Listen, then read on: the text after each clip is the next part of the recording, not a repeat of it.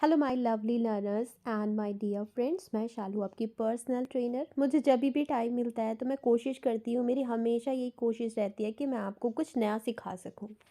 Okay, तो आज का हमारा सेशन है एडजेक्टिव्स के लिए। एडजेक्टिव्स वो होते हैं जो किसी की पर्सनालिटी को एक्सप्लेन करने में हेल्प करते हैं। जैसे कि हमें अपनी मदर टंग में अगर किसी को बताना हो तो हम बोल सकते हैं कि वो बहुत नकचड़ी है, वो बहुत गुस्सेबाज है, वो बिल्कुल अच्छे नेचर का नहीं है, वो जो करता है कहता है वो करता है, वो अपनी चीज़ों को निभाना जानता है। तो इस तरीके से हम हर एक पर्सनालिटी को, हर एक पर्सन को एक्सप्रेस कर सकते हैं अपने वर्ड्स के थ्रू, अपनी मदर टंग में।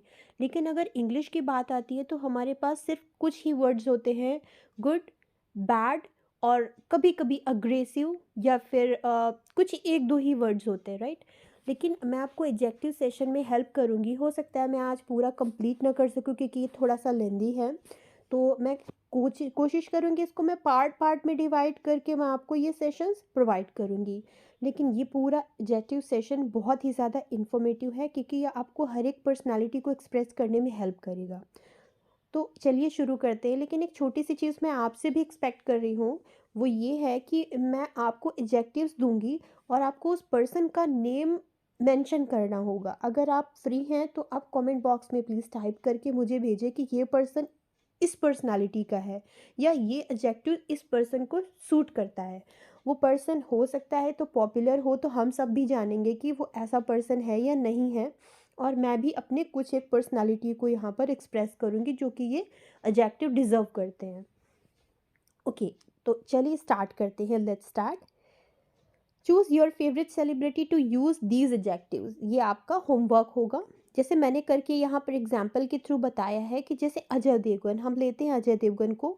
एक वर्ड होता है laconic. That person is laconic man. Laconic person वो होते हैं जो बहुत कम बात करते हैं, टैलेंटेड होते हैं, स्मार्ट होते हैं, एक्टिव होते हैं, हर एक चीज़ उनमें अच्छी होती है, लेकिन वो कम बात करना पसंद करते हैं। जैसे कि आपने देखा होगा अजय देवगन ने कई सारी ऐसी मूवीज़ की हैं जिनमें वो बहुत कम बात करते हैं। तो आई थिंक लैकिनिक ये जो वर्ड है ये अजय देवगन को सूट करेगा, right. So a man of few words भी कह सकते हैं। That person is a man of few words. अगर कोई गर्ल है तो वहाँ बोलेंगे a girl of few words, वहाँ पर हम गर्ल के लिए। लेकिन आई डोंट थिंक कि गर्ल के लिए वर्ड यूज़ किया जा सकता है क्योंकि गर्ल्स हमेशा ज़्यादा बात करती है, ऐसा माना जाता है, राइट। ओके, सो नेक्स्ट हमारा है mysterious.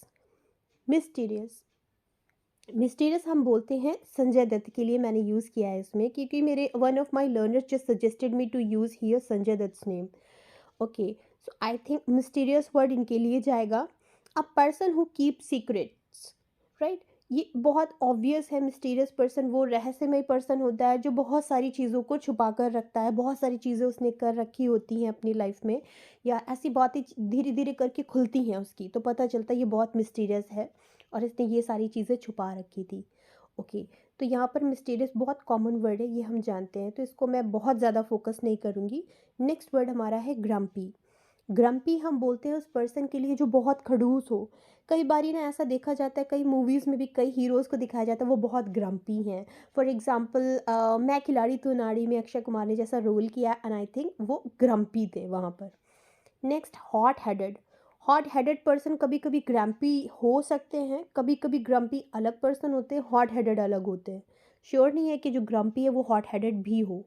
Okay, so hot headed person वो होते हैं जो हमेशा झगड़े के लिए बिल्कुल रेडी रहते हैं, हमेशा गुस्से में रहते हैं। हॉट हेडेड पर्सन, इनको हम अग्रेसिव भी कह सकते हैं, फ्यूरियस भी कह सकते हैं। Furious means ready to fight, furious, है ना। ओके, नेक्स्ट वर्ड हमारा है फैडिस्ट। फैडिस्ट एक ऐसा वर्ड है जिसको हम नेगेटिवली भी यूज़ कर सकते हैं कि बहुत अजीब सा इंसान है, उसमें एक अलग सी सनक है, अलग सी जैसे साइको बोल सकते हैं थोड़ा सा। तो वो फैडिस्ट कभी कभी नेगेटिव सेंस में भी जाता है, लेकिन फैडिस्ट पॉजिटिव सेंस में भी जाता है। जैसे बहुत पर्सन है जो अपने मन की ही मानते रहते हैं, अपनी खुद की करते रहते हैं, तो वो मनमौजी कहलाते हैं, तो उनको बोल सकते हैं फैडिस्ट। अब मैंने नाना पाटेकर जी के लिए ये वर्ड यूज़ किया है क्योंकि ये पॉजिटिव भी जाता है। सो विम्सिकल एक और वर्ड है कि विम्सिकल। अब विम्सिकल उस पर्सन के लिए हम यूज़ कर सकते हैं जो कि अपने गोल को अचीव करने के लिए किसी भी हद तक जा सकता है। वो बहुत लेट नाइट तक पढ़ाई कर सकता है। वो अगर कोई उससे कुछ बोलता है कि हाँ, अगर आप ये चीज़ कर लो तो आप बिल्कुल सफल हो जाओगे, वो भी कर सकता है। यहाँ पर मैंने उसको डिफ़ाइन करने के लिए बहुत अच्छे से वर्ड्स भी यूज़ करे हैं। whimsical is often a compliment used to describe a person who is carefree and makes decision on impulse. अपने लिए कोई भी डिसीज़न किसी भी हद तक कुछ कर सकता है अपनी सक्सेस को पाने के लिए। ये पॉजिटिव में बोलते हैं। हम में से कई लोग इतने ज़्यादा डेडिकेटेड, इतने पैशनेट होते हैं कि बहुत सारी हार्ड वर्क करते हैं और कुछ भी कर सकते हैं, राइट? सो विम्सिकल, जग की और धुनी या सन की इनको बोल सकते हैं, लेकिन पॉजिटिव वे में। So whimsical is a compliment. Okay, next one, argumentative. Argumentative person वो होते हैं जो बिना किसी बात के बहुत बहस करते हैं। Those who argue unnecessarily, he is argumentative. Okay, Amitabh Bachchan ji, इनके लिए मैंने बहुत अच्छे अच्छे से वर्ड्स यूज़ करे हैं। ई रिप्लेसेबल, ई रिप्लेसेबल, जिन्हें कोई भी रिप्लेस नहीं कर सकता। अगर मैं बोलूँ तो मोदी जी भी ई रिप्लेसेबल हैं, अमिताभ बच्चन जी भी ई रिप्लेसेबल हैं। And second, exceptionally talented. इनका जो टैलेंट है ऐसा बहुत मुश्किल से ही किसी में देखने को मिलेगा। Exceptionally talented. अब कोई आप ब्यूटीफुल गर्ल को देखते हो, आपको लगता है कि मुझे नहीं लगता इतनी ज़्यादा ब्यूटीफुल कोई और भी हो सकती है, ऐसे एक्सेप्शनली ब्यूटीफुल। वहाँ पर हम एक्सेप्शनली के साथ उस पर्सन की बात मेंशन कर सकते हैं। Exceptionally talented, exceptionally beautiful. Okay, so exceptionally talented personality हम इन्हें बोल सकते हैं अमिताभ बच्चन जी के लिए। नेक्स्ट जो ये वर्ड है फ्लैक्सिबल, ये फ्लैक्सिबल बहुत ही इंटरेस्टिंग वर्ड है और इसके कई मीन्स होते हैं। नंबर वन मीन्स इसका फ्लैक्सिबल होने से ये लिया जाता है कि आपने जैसे यस, हमारे जैसे सीनियर्स हैं तो हम अपने टाइम में दूसरी तरीके से जी रहे हैं, और जो हमारे सीनियर पर्सन है वो अपनी लाइफ में दूसरे तरीके से जीते आ रहे हैं। अगर वो हमारी हर एक चीज़ को एक्सेप्ट कर लेते हैं तो दे आर फ्लैक्सिबल। हम अपनी चीज़ों को कभी कई एक बार किसी को थैंक्स बोलने के लिए भी इसका यूज़ करते हैं कि thanks for being flexible, thanks for being so flexible to me.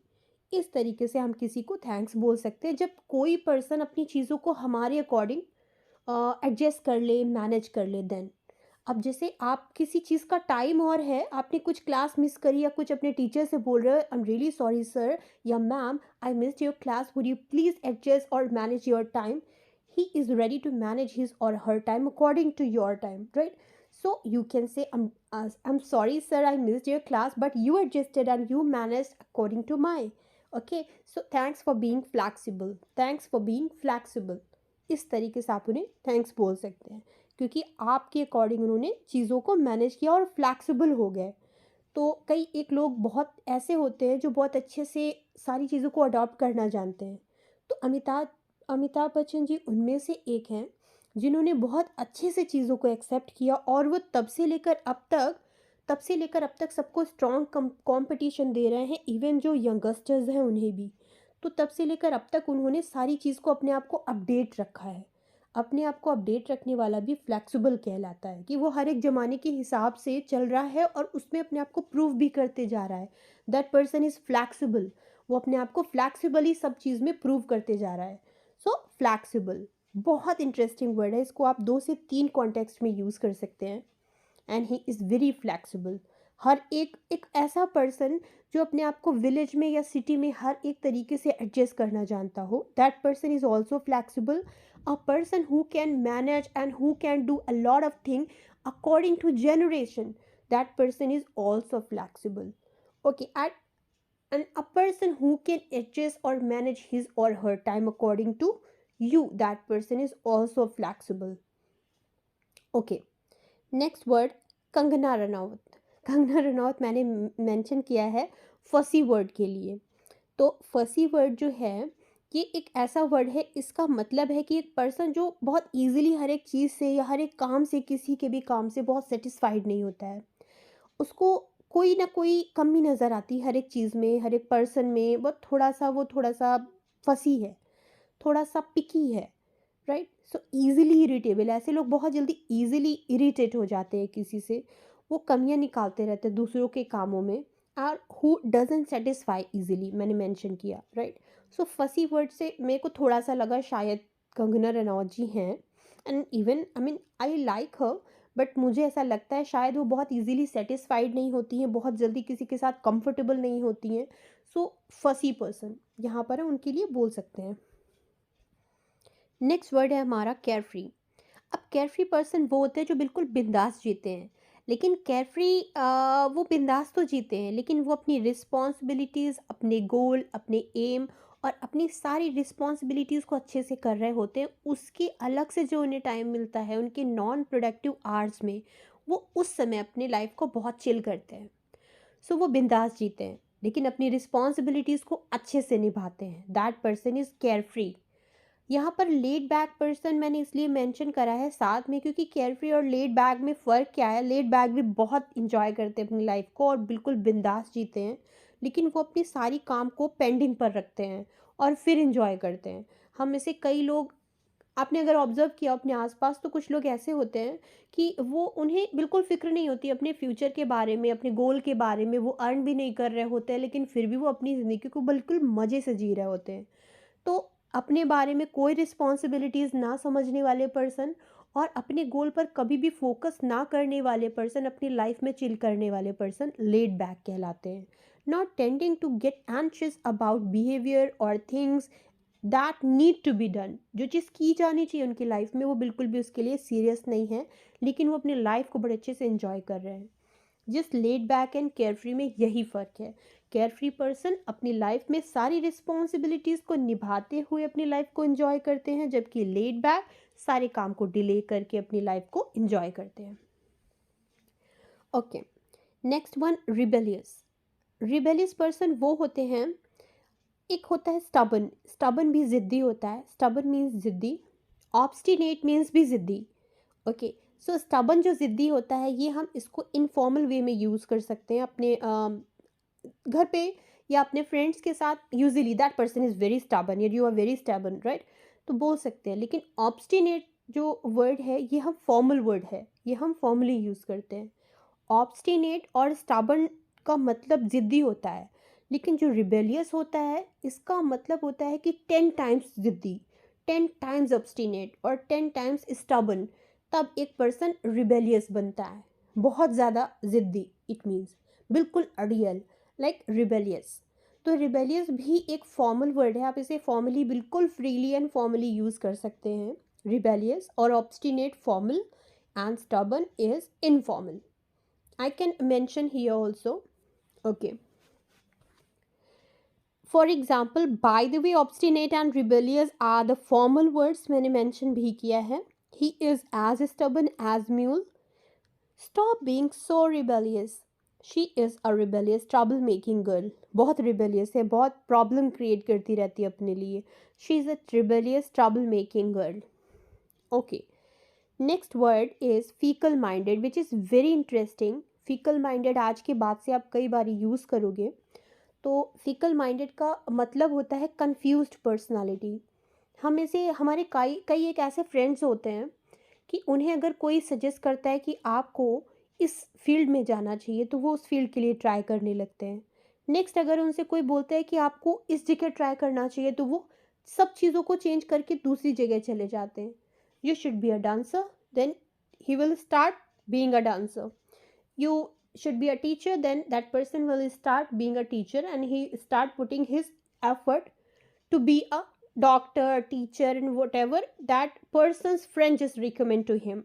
Okay, so ये प्रॉब्लम होता है फिकल माइंडेड लोगों का कि उन्हें कोई भी कुछ सजेस्ट करता है, उनकी खुद की अपनी कोई भी इच्छा नहीं होती है, खुद का कोई डिसीजन नहीं होता है, वो किसी के भी कहने पर कुछ भी करते हैं। आप में से कई लोगों में से ऐसे फ्रेंड्स होंगे